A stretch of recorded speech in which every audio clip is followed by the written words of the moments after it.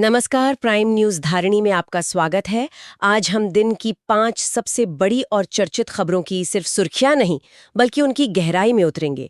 आज हमारे सामने है कर्नाटक में सत्ता का संग्राम, बंगाल में टीएमसी और चुनाव आयोग के बीच सीधी टक्कर, केरल में हवा में अटकी जिंदगियों का ड्रामा, गोवा से एक विशाल सांस्कृतिक घोषणा और ओडिशा के भविष्य का बजट।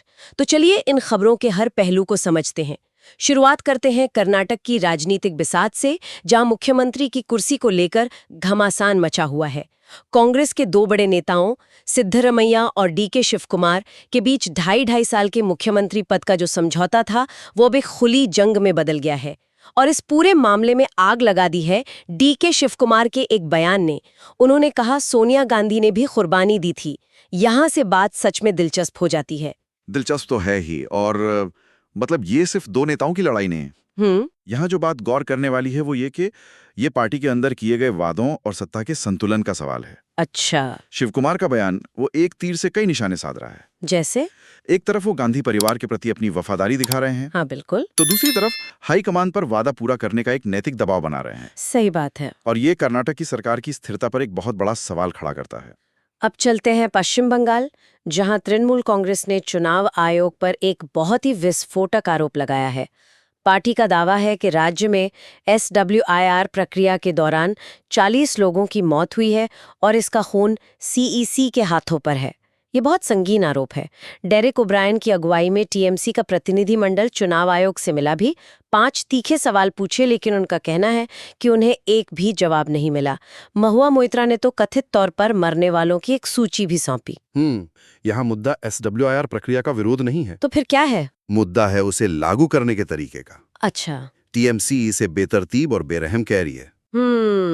अगर हम इसे बड़े परिप्रेक्ष्य में देखें तो ये राजनीतिक दलों और संवैधानिक संस्थाओं के बीच मतलब बढ़ते अविश्वास और टकराव को दिखाता है। हाँ, ये तो है। जब एक पार्टी सीधे तौर पर चुनाव आयोग के प्रमुख पर इतना गंभीर आरोप लगाती है और आयोग उसे महज आरोप कहकर खारिज कर देता है, तो फिर सवाल तो उठेंगे ही ना। बिल्कुल, यह लोकतंत्र की प्रक्रियाओं पर एक महत्वपूर्ण सवाल खड़ा करता है। अब एक ऐसी खबर जो सच कहूं तो रोमांच के शौकीनों को भी डरा दे। केरल के अनाचल में एक स्काई डाइनिंग रेस्टोरेंट में डिनर का रोमांच दहशत में बदल गया। 4 पर्यटक, जिनमें 2 बच्चे भी शामिल थे, 150 फीट की ऊंचाई पर 2.5 घंटे तक हवा में लटके रहे। 2.5 घंटे? जी, 2.5 घंटे। और सबसे हैरान करने वाली बात यह है कि रेस्टोरेंट मैनेजमेंट ने क्रेन खराब होने की जानकारी न तो पुलिस को दी, न ही फायर सर्विस को। क्या? जब मीडिया में खबर आई, तब जाकर बचाव कार्य शुरू हुआ। ये तो अविश्वसनीय है। ये घटना एडवेंचर टूरिज्म की सुरक्षा पर बहुत ही गंभीर सवाल उठाती है। बिल्कुल। यहाँ सिर्फ एक हाइड्रोलिक सिस्टम फेल नहीं हुआ, बल्कि पूरा का पूरा इमरजेंसी रिस्पांस सिस्टम ही गायब था। यही सबसे डरावनी बात है। यह हमें सोचने पर मजबूर करता है कि क्या भारत में ऐसे एडवेंचर स्पोर्ट्स के लिए सुरक्षा मानक और प्रोटोकॉल क्या वो पर्याप्त हैं? शायद नहीं।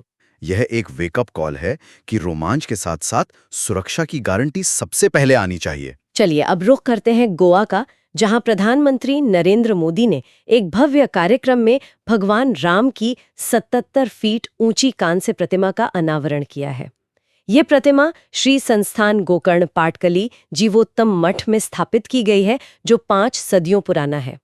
इस मौके पर प्रधानमंत्री ने कहा कि अयोध्या, काशी और उज्जैन की तरह ही देश में सांस्कृतिक पुनर्जागरण की एक तेज लहर चल रही है। देखिए, ये सिर्फ एक मूर्ति का अनावरण नहीं है। ये एक बड़े वैचारिक और सांस्कृतिक संदेश का हिस्सा है। गोवा में ये थोड़ा अलग नहीं है? बिल्कुल। गोवा जैसी जगह जिसका इतिहास संघर्ष और अपनी पहचान बचाने की जिद से भरा है, वहां इस तरह का आयोजन एक प्रतीक बन जाता है। अच्छा। इसे अयोध्या राम मंदिर के बाद देश की आध्यात्मिक विरासत को फिर से स्थापित करने की एक और कड़ी के रूप में देखा जा रहा है। मतलब एक पैटर्न है इसमें। निश्चित ही। हाँ, ये दिखाता है कि कैसे आस्था और संस्कृति अब राष्ट्रीय विमर्श के केंद्र में आ गए हैं। और आखिर में बात ओडिशा की, जहां के नए मुख्यमंत्री मोहन चरण मांझी ने राज्य का 17,440 करोड़ रुपए का एक बड़ा अनुपूरक बजट पेश किया है। तो इसका मतलब क्या है? मतलब सरकार ने अपनी प्राथमिकताएं साफ कर दी हैं। हाँ, एक तरह से तो यही लगता है। सबसे ज्यादा जोर शिक्षा और किसानों पर है। शिक्षा के लिए 2,327 करोड़ रुपए और किसानों के कल्याण के लिए 1,673 करोड़ रुपए रखे गए हैं। इसके अलावा महिला एवं बाल विकास, स्वास्थ्य और ग्रामीण विकास पर भी बड़ा निवेश किया गया है। यहाँ जो पैटर्न दिखता है वो दिलचस्प है। नई सरकार ने आते ही उन बुनियादी क्षेत्रों पर बड़ा दांव लगाया है जो किसी भी राज्य की नींव होते हैं, किसान और शिक्षा। सही बात है। धान खरीद, एमएसपी सहायता, मिशन शक्ति और आदर्श विद्यालय जैसी योजनाओं पर आवंटन। ये दिखाता है कि सरकार का फोकस जमीनी स्तर पर कल्याण और क्या कहते हैं दीर्घकालिक विकास पर है। तो ये बजट सिर्फ आंकड़े नहीं है? नहीं, बिल्कुल नहीं।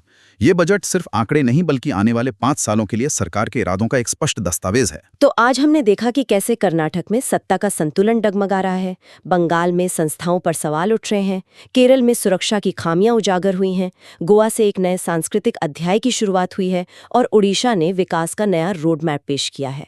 इन सभी खबरों को अगर एक साथ देखें तो एक बात साफ उभरती है। क्या? चाहे वो राजनीति हो, प्रशासन हो या समाज, हर जगह पुरानी व्यवस्थाओं और नई आकांक्षाओं के बीच एक मंथन चल रहा है।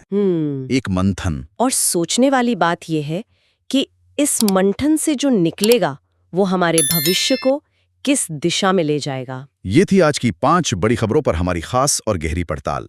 प्राइम न्यूज धारिणी पर खबरों और उनके विश्लेषण का सिलसिला जारी रहेगा। देखते रहिए प्राइम न्यूज धारिणी।